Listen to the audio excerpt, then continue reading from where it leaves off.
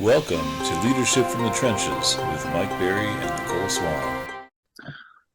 All right, welcome everybody to another podcast from Leadership from the Trenches. I'm Mike Berry from Red Rock Research, and my co-host is Nikki Swan. It's my pleasure to introduce Devin Krisle, who is an Air Force veteran, and thank you for your service to our country. And also who is the Director of Digital Operational Excellence at Utah Valley University. Am I saying that correctly? Digital Transformation, Operational Excellence, something like that. Senior Director, Digital Transformation, Operational Excellence. Okay, great. Very good.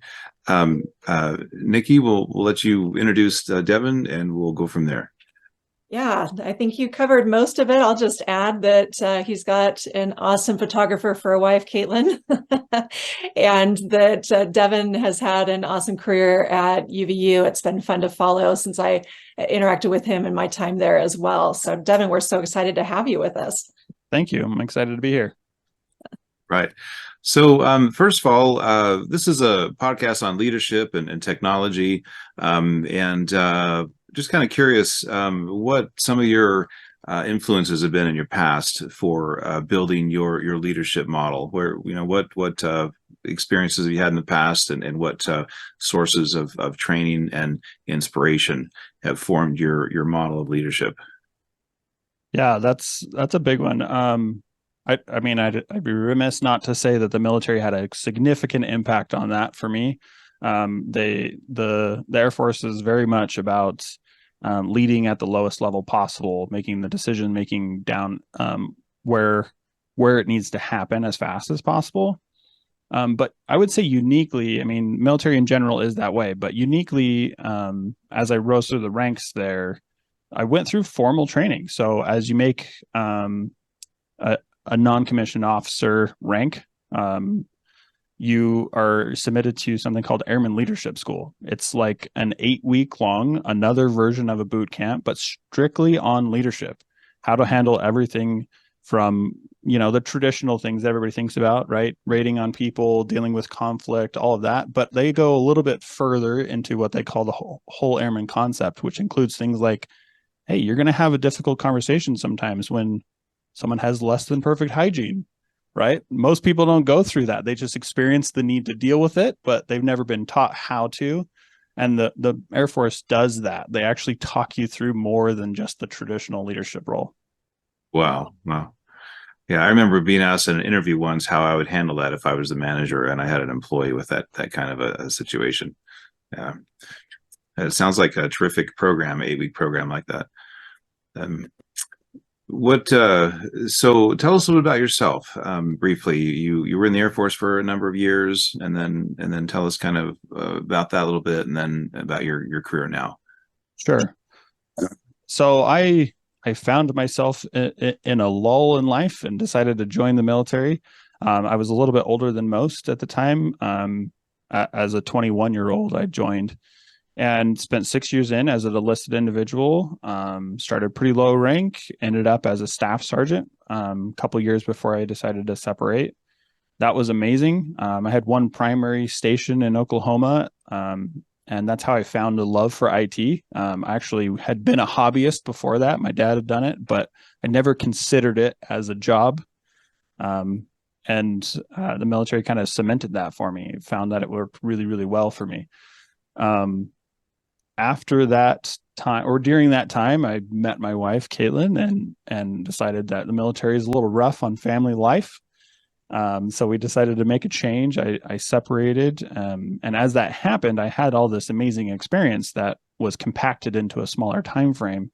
But I hadn't pursued education yet. And I realized that was a huge factor on my career. So went head first, finished my degree in 3 years, worked at UVU during that time frame, and I've just fallen my way up the ladder. If I'm honest, I've never been somebody that called after leadership, but I found myself in that situation throughout my entire career, and I think in the last year and a half, I just accepted it and embraced it, and I am where I am now.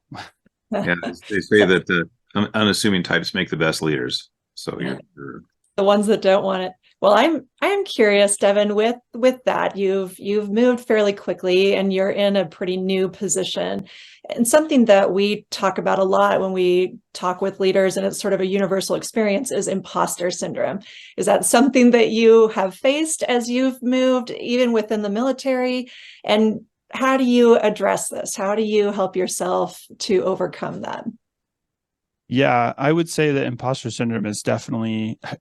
It was fascinating that you mentioned the military. The military side was actually easier to deal with because you had assignments, but then you also had rank, and your rank helped you fill the authority side of the imposter syndrome, just by the structure. But as I got out and as I've made changes in the last few years, imposter syndrome very much so has been a thing for me. I mean, I'm probably 15 or so years younger than all of my peers right now. But what's fascinating to me about that is, as I've contemplated that scenario, I look at my VP, Christina Baum. She's an incredible leader. 15 years ago, she was probably where I am. And so that gives me a little bit of hope of like cementing, like, well, people that rise to the top probably have always felt that and are still.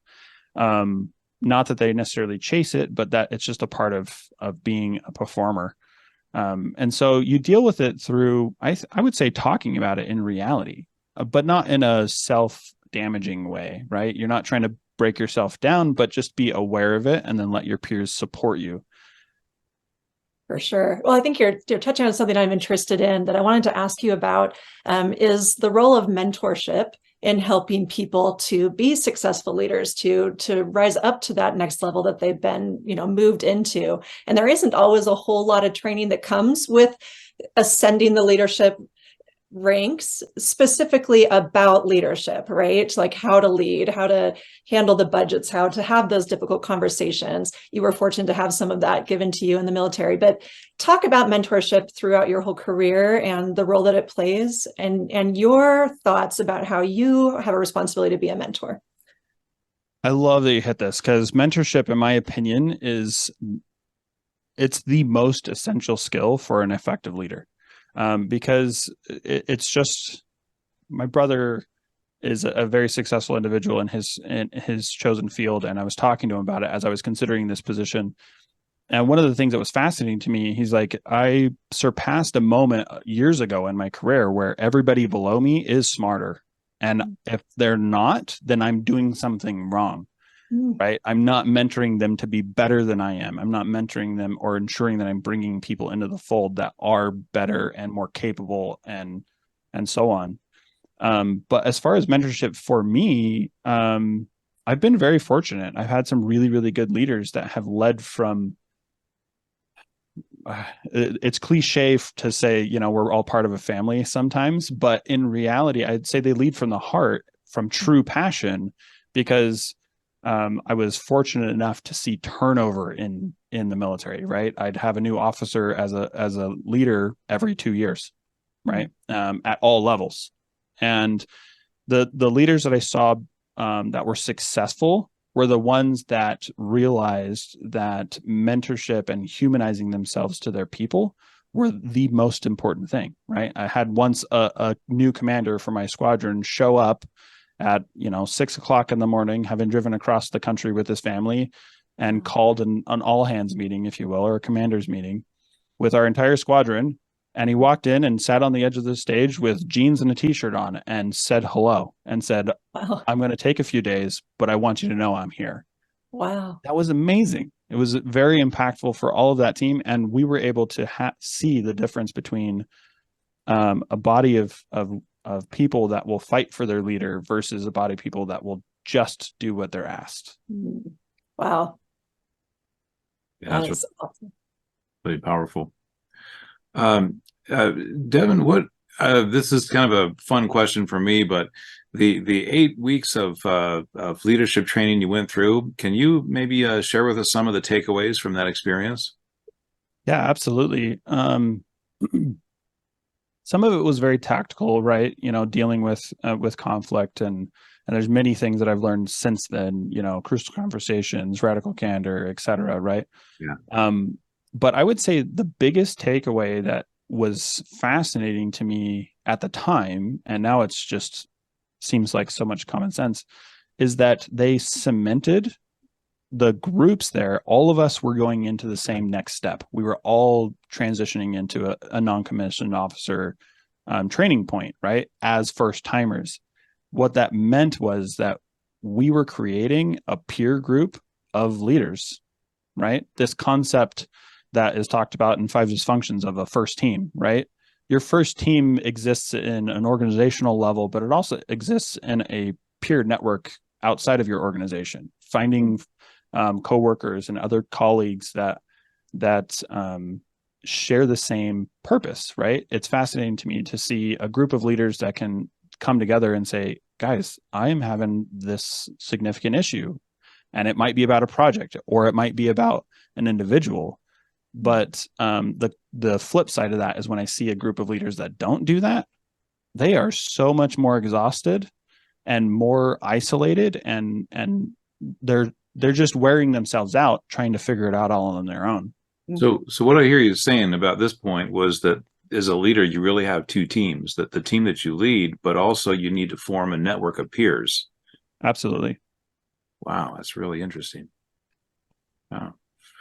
Great. What other takeaways did you come away with that? Sure.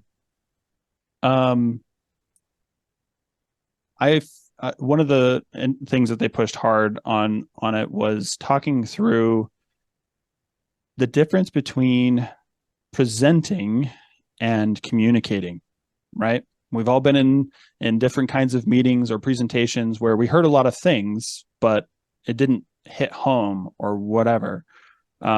So I've found that a lot of people that quote different individuals that are public speakers or big leaders in any industry, right? So Simon Sinek's one of them. People think about what Steve Jobs says, and all of these amazing leaders over time. The things that people remember, they're said with passion, patience, and they're focused solely on the momentary impact of what's being delivered. So we would have to prepare briefings, military style, but the fascinating thing about briefings is that we're walking into a room where we have a leader that has an extremely limited amount of time. And so briefings in the military are fascinating to me. We would go from each division within a squadron, and each leader would be done briefing the commander within 3 sentences or a minute, which is fascinating. If you've been to any other industry's staff meeting, that is not how that goes. But the point is that they boil it down to the very most important things so that the communication hits home and you're not just up there or in front of somebody speaking. You know, I grew up on military bases around military people, and there's a certain cadence and quickness about how a lot of military people communicate. And I've studied this, and I think it goes back to what you're talking about, and even a step deeper, where you have to be super duper concise on airwaves. And so as different troops communicate with each other, everybody's learned to be super duper, quick and brief, but yet, complete the thought, make sure the communication is full, but be quick about it. And I think that just kind of ends up all over the culture. Yeah, absolutely. And I would say, so I had an opportunity later last month to go to a conference called Infotech Live. They're a big conglomerate similar to Gartner, and it was really interesting when we had some headlining speakers, which ones really stuck for me. And it was those that had a more intentional cadence to their speech, and they didn't slam through the slides, right? There's less is more kind of concept. Yes. I like how you said that, intentional cadence. That's great. Yeah. Can I keep going on the communication theme, but just a slightly different take? So you are in a position, as many leaders find themselves, where you have to lead both up and down, right? You're leading up, and you speak a language that the people you above you don't necessarily speak, but it's crucial that they understand, what you're doing, and that you understand what their needs are, right? And then you've got to communicate that to your team. So talk about how you navigate that. What are some things that work really well for you? What are some challenges you might experience? Yeah. As a history about me, I actually, I'm not very, I don't have a big vocabulary because of some things I didn't get caught in the system of learning to read at a right time. So I'm just a little bit slower than others, right? So one of the benefits that has been to me is that I speak very plain English. And what that has done in regards to communicating both up or down is it has forced me to really understand the audience that I'm speaking to and appropriately speak to the impact that they need to hear. Now, that sounds like I'm formulating a particular output, but that's not what I mean by that. What I mean is that there is a different interest in the same impact from above than there is below, right? The concept does need to tie together, but it's about knowing your audience. I don't know if I've actually contemplated how intentional I am with that, but so I'm probably going to study that for myself. But I think that ultimately one of the hardest things with up versus down. So up, it's a little bit easier in my opinion, because you can speak, well, as the first team concept, right? You can complain left and right and up, but you shouldn't down, right? That's a detriment to culture. So it makes it easier when you're talking to your direct supervisor. You can have that moment of like, can I speak freely? Whereas when you're directing down, you have not a persona you need to hold, but there's a certain level of understanding of the impact that your words have on a subordinate. And that's something like understanding the impact you have is something that I've seen some leaders not understand. They crack a joke in the hallway, somebody takes it seriously, and then a week and a half goes by, and why does this project exist? Right? Yeah. That happens. So speaking down, I think that there is a level of transparency that I personally do that helps with my communication. So for instance, if we have a leadership conversation and I'm asked that or told that this is a confidential conversation, I can share this, and this. So I will share those things, but I also personally like to tell my team, I have some more information, but I've been asked to not speak to that yet. I ask you to respect me and know that I'm going to tell you when I can. Because if you just don't tell them, you can't bank on all of your peers also not telling their subordinates. That's a good point. Yep. Right. Wow, this is really given us some gold nuggets here. Great. Can we talk a little bit about your role with operational excellence and more in the technology environment? Maybe some things you've if you notice any contrast between military, in IT we like to contrast like servant leadership against military style command and control leadership. You have any practical experience that you could share with us to kind of contrast those two styles? Yeah. Or is that a myth? Maybe it's a myth.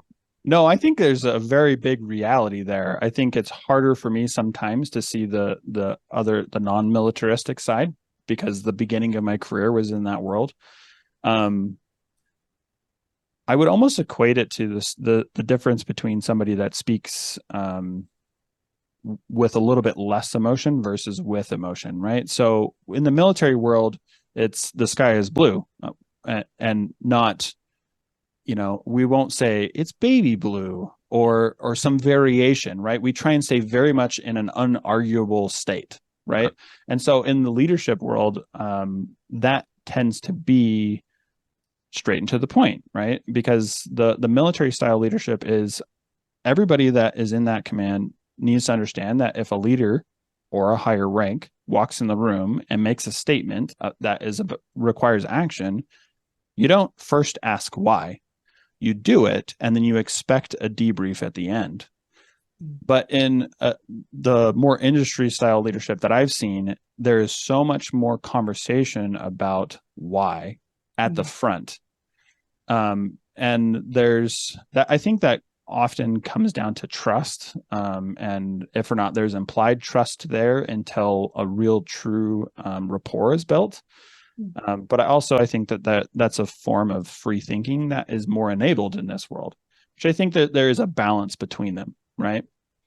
In my leadership, as I've blended those two, that comes down to explaining the military side, because some people see it as a very negative thing, as a crack the whip kind of leader. But in reality, it's about efficiency. There are just some times when a VP walks in the room and says, I've got a report due tomorrow, and I need this, this, and this. And everybody in the room is also a leader. And they're like, what are you talking about? You gave me an assignment 3 days ago that's also due today. How am I supposed to shift, right? And so their initial reaction is why. But if that action from that VP is few and far between in that moment, and they've set the precedence of explaining the why later and acknowledging that we're going to address the why, then you can start having both a tactical action with a trusting leadership chain at the same time. That's what I've started to see. My peers and my direct leader were going through a shift. So our organization's actually going through a reorg this year, right? Tons of change. I have seen the difference as we've had some new talent come in and some talent that's been here for a long time rise to the top. There's a shift with both. And it is enabling more of this. Before I give the request to a subordinate, a lower director or whoever, they start asking themselves, am I going to run into that? And it's starting to make those taskings more practical, more effective. You talked about change, and I know that, I mean, that's a constant, is change, right? I know you're dealing with some big change. And I was thinking about you and you being a new leader and the change within your organization. That's tough. It's hard to keep morale up. What are you doing for your team to keep them motivated and keep that morale high? Yeah, that is something that I was actually really worried about leaving the military. There's a significant camaraderie there. I would argue that it's almost tighter knit than an actual family, because that's just military life. When I got to the university, I found that there is some level of university pride that is a pseudo parallel to the camaraderie that I had. And I just needed a little bit more influence to help create that morale. So I've been fortunate enough that one of the departments that's underneath me, I worked in for the last 5 years. And so I've been building that morale for a long time. As we've gone through the reorg and as a new leader, I had the opportunity to bring in the other components that were going to be reporting to this new position. And I just integrated them into one team for a period of time, because I had 2 directors that I needed to hire. I had 2 vacancies. So I, fortunately, even though it took a lot of time and I worked way more hours than normal, I had that direct connection with my lowest level. That's not feasible in all cases, but in regards to that, I took what I knew was already a good culture and I just trickled in everything else to set a level point. And then I made sure that my 2 directors understood that that wasn't going to go away. Yes, there's 2 offices. Yes, you will have the authority you need to make the decisions in your areas. You will also each individually create traditions, but we will continue to be a one team at my level. As far as like actual examples, I kind of like to embody something that Simon Sinek said, and that's work smart, play always. right? People like to say work hard, play hard. I think that's a detriment to reality, because if you do either one too much, you're just drained. You can't do the other, Yeah. right? Play too hard and you're useless at work, and vice versa. So I foster an environment that allows for distractions to be acceptable within reason, to the point where even the newest employee realizes when a distraction's gone too far, and anyone at any level can stop it, even if I happen to be the one causing the distraction that day, right? So around here, you won't find an inch of space where there isn't probably a Nerf bullet sitting underneath a cabinet somewhere, right? That's a big part of it. I make sure that we enable taking lunches together as an intentional act, inviting others, inviting people outside of our teams. It's just, you just have to be intentional with the relationships you want, because people that have rapport together will work for each other even when they're not asked. Yes. Like how you So said. sorry, Mike, I just have another question. I know I'm asking, but I just find all this stuff fascinating. So you are in a unique position where we sit, situated right on Silicon Slopes, where you've got people on your team with skill sets that are being recruited. I mean, we all know that's happening, right? That they could go other places and possibly get paid higher. You're working for the state. UVU has its limitations, although they've come a long ways in addressing that gap. So, I mean, I think the answer is in what you just said, but I'd love for you to elaborate more. How do you compete? How do you retain your people at UVU? Because you've got a lot of talent. You're an example of talent that's been retained. So. Yeah, I think part of it is, yes, the university has come a long way in trying to compete in a realistic way. This one is fascinating to me. So I have an opportunity to explain a specific scenario, right? I had a part-timer that was previously a completely different major, needed a job. We had some menial tasks, and he ended up working with us for 3 years as a part-timer as he was completing his degree. In that time, changed the degree, decided to go full on in IT, et cetera. And when it came time for him to graduate and move on, he was like, I don't want to.